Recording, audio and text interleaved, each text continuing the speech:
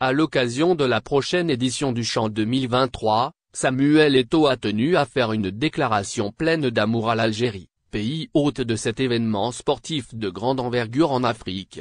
Plus de détails seront dévoilés dans cette édition du mercredi 28 décembre 2022.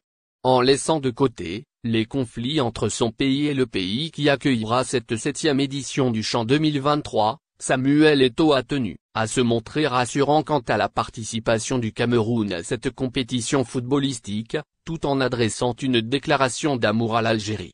Bien que la Coupe du Monde 2022 soit déjà passée, et que l'Argentine a pu décrocher son titre de champion, les Algériens gardent toujours en tête ce souvenir amer.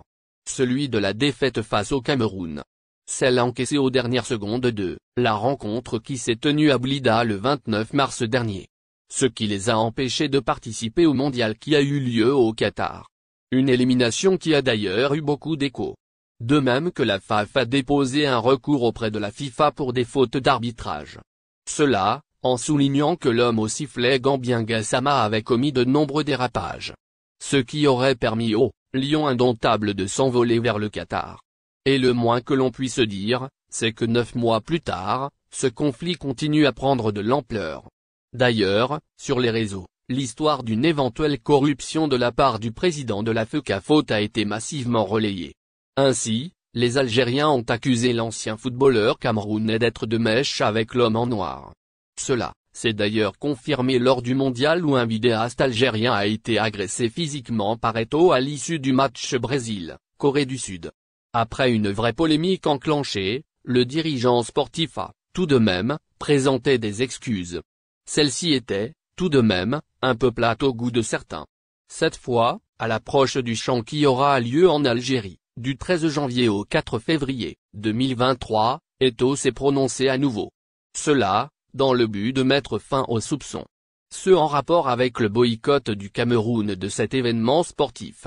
Dans ce sens, l'ancien attaquant du FC Barcelone a expliqué que l'Algérie est une terre d'accueil, une terre de paix et d'amour. Son peuple passionné est en fait un peuple pacifiste et amoureux de la justice. Le Cameroun doit être présent pour tous les amoureux du football, car le Cameroun compte en Afrique et dans l'écosystème.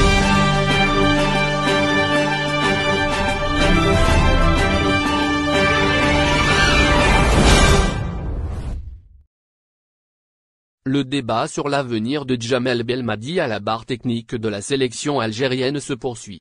Alors que du côté de la FAF, la question serait déjà tranchée, voilà que le commentateur algérien de Bein Sport Hafid Deradjine décide d'en remettre une couche en réclamant ouvertement son départ. L'absence de la sélection algérienne à la Coupe du Monde de la FIFA Qatar 2022 reste l'un des points noirs du football algérien. Éliminée par le Cameroun lors du fameux match barrage disputé au stade de Blida, la sélection algérienne a raté un rendez-vous mondial qui a notamment vu performance historique du Maroc qui avait réussi à atteindre les demi-finales. Pour la majorité des supporters algériens, l'absence de l'Algérie au mondial du Qatar sera difficile à digérer. C'est ce que relève d'ailleurs le commentaire algérien de Bein Sport Hafid Deradji dans un article publié ce mardi 27 décembre par le site arabophone Arabic Post. Pour Deradji, le public sportif algérien pariait sur une participation exceptionnelle des Verts à la Coupe du Monde. Dans sa contribution, Hafid Deradji écrit que l'Algérie figurait parmi les favoris pour la qualification au mondial et que son entraîneur, Belmadi, promettait de jouer pour le titre et non pas pour une simple figuration. C'est cette promesse de Djamel Belmadi qui a accentué la frustration des supporters algériens, selon Hafid Deradji. Cela a ouvert à nouveau le débat sur la responsabilité de la FAF, des joueurs et de Djamel Belmadi dans l'échec des Verts, ajoute-t-il. Faut-il renouveler confiance en Djamel Belmadi après cet échec? S'interroge le commentateur algérien dans son article.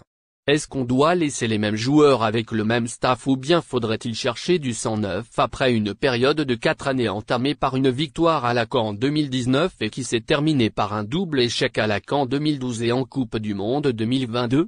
Poursuit encore l'auteur.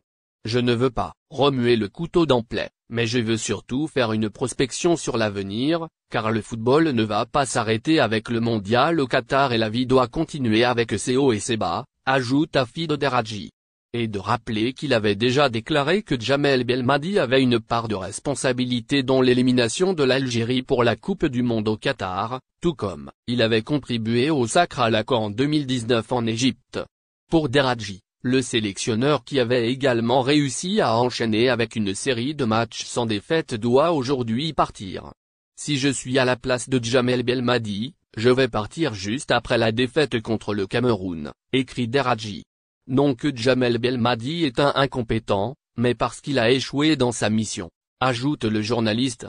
Il doit partir comme l'ont fait une dizaine d'entraîneurs d'autres sélections après leur échec à la Coupe du Monde au Qatar, explique encore le commentateur favori des supporters.